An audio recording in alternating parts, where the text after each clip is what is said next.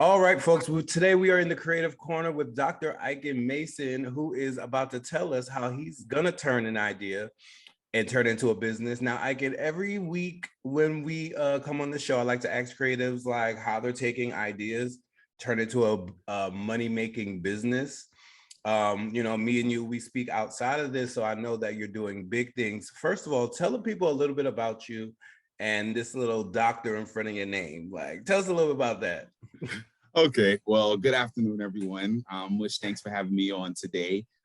Like Mush said, my name is Dr. Ike Mason. I have a doctorate degree in counselor education and supervision. I got that from Argosy University out in Atlanta.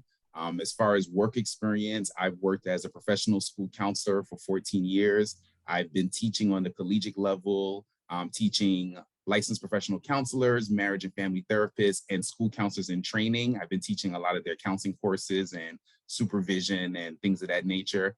And also right now, I'm actually working as a lead therapist for a mental health agency here in Atlanta, Georgia. That's dope. That's dope, Ike.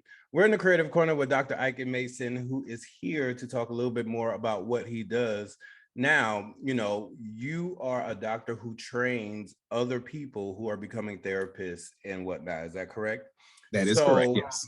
you chose that profession before the pandemic when it was something that people needed. What shift do you see now that the pandemic has happened? Mental health is, on the rise, and a lot of people aren't doing well. So what shift are you now seeing in your industry with that whole, how does the pandemic play into that? Um, I think it plays in on multiple levels. I'll start with the mental health piece. For me, doing individual counseling now and family counseling, I think as a result of this pandemic, a lot of people between being on the lockdown, being closed off from society, not being able to socialize, it has impacted people and their mental health now. People are now suffering with much more symptoms such as depression, such as anxiety, suicidal ideations. And I feel like this pandemic now that we're trying to get out of the pandemic, I won't say we're gone yet, but now that things are trying to get into what I call now the new normal of life, I think there are people struggling with getting back into the groove of things. Adults who've been home for the last 2 years now, and you're looking for them now to get up and go back to work for 9 to 5 when they've been doing their job from home for the last 2 years. They're not seeing the purpose.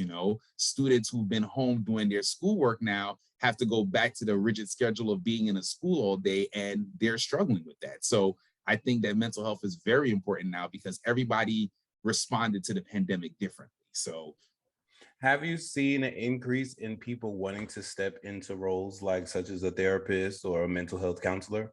Like, are you seeing it more now that COVID, when you speak to the students that you do have, are they saying it's because I went through this, went through that? Is that is that the reason people step into that role?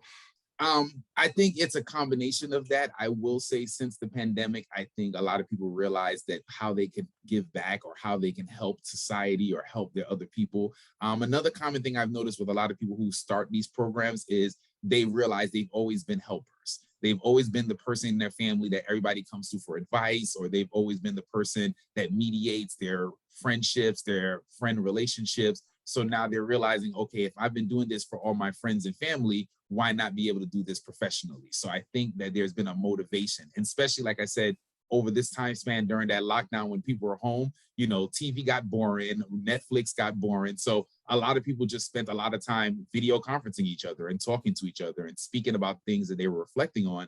And that kind of motivated them now to say, okay, maybe this is something I can do professionally. We're in the Creative Corner with Dr. Ike on ESPN Richmond 106.1 FM, and we are talking about mental health and him being a counselor. Now, I know that you transitioned from working in high school with high school students, and then now you're working with more adults in regards to teaching them the things that they need to be taught. What difference do you see? Like, what's the difference? Do you have a favorite side that you lean more towards? I will say that the thing I liked about working actually in the school with students is it keeps my ear to the ground. I know that sounds weird, but it keep me up to date with the lingo. It kept me up to date with what students are going through today. Like, Yeah. even though things haven't changed too much in the last 20 years since I've been in high school, but one thing that has changed is terminology. Yeah. Internet was not a thing when I was in high school. I had a beeper when I was in high school. Yes, I'm showing my age, but I had a beeper and I thought I was hot stuff, as opposed to now you have kindergartners that have iPhones. So I will say that was the thing I enjoyed about working in the school. Now, being on the other side and teaching school counselors in training, as well as therapists in training, I think the thing I enjoy is their passion and their drive. Like, they're excited, they're really motivated, they're ready to get in the field, and they're ready to make a difference. And I feed off of that excitement because I remember that excitement. I was a grad student at one point in time as well. And I remember having that excitement and feeling like I can go out and I can change the world one person at a time. So I enjoy nurturing and harvesting that energy that my students have and pushing them to be the best version of themselves that they can be.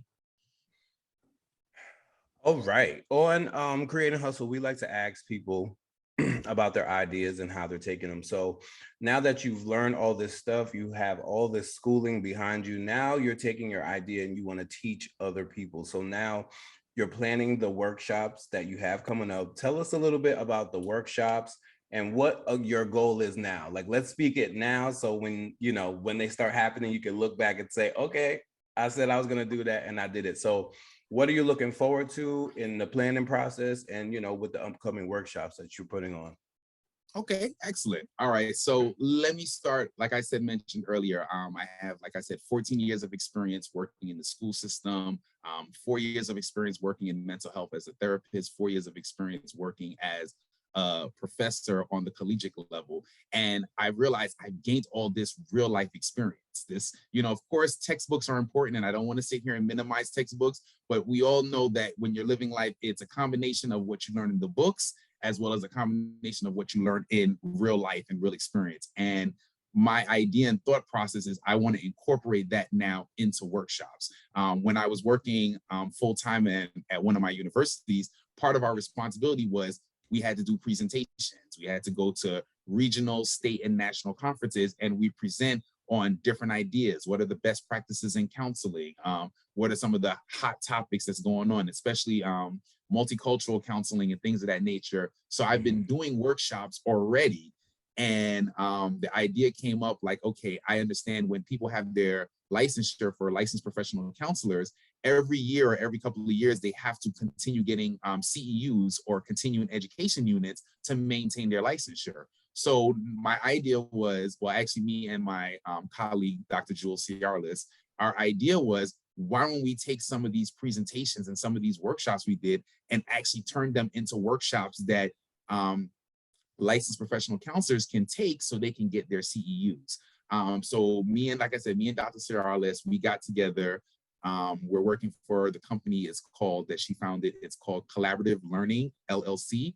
And essentially what we'll be doing is we'll be doing workshops for licensed professional counselors who are getting those CEUs. So I want to use some of the topics that I've used in my presentations, some of the hot topics I know in counseling, and then, like I said, some of the experience of some of the trends I've noticed. And I want to now pour those into workshops so that I can help counselors not only get new information, but also maintain their requirements for their licensure. Well, you therapists out there who are listening right now, you guys heard it first. I have to put you in connection with some of the other people that have come on the show and are putting together workshops. So, because I know a helping hand is always needed. So absolutely. One of the last questions that I have for you, Ike, is why is it important to see a therapist? What are your thoughts on that? I like that question, honestly. And one of the jokes I kind of tell my students when I'm in class is part of me teaching this is I have to believe it. You have to believe it in order to sell it.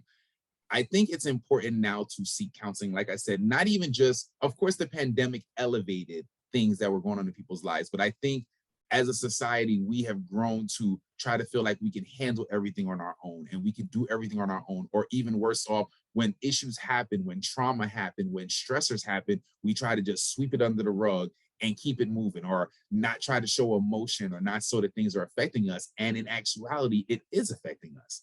And in the long term, it blows up. And then when it finally comes out, it comes out at such a magnitude that it's like, if we were able to have neutral people to talk to these issues about and work through them, find coping skills for when you're dealing with anxiety or when you're dealing with depression, if you had someone to speak to get some of these skills, then you could actually help yourself, actually, essentially, to make sure that when you have these depressive symptoms, when you're having anxiety, then you know what coping mechanisms you can use to push through that. So I think it's very important for everybody, even as a therapist. I even tell my students, as therapists need therapy.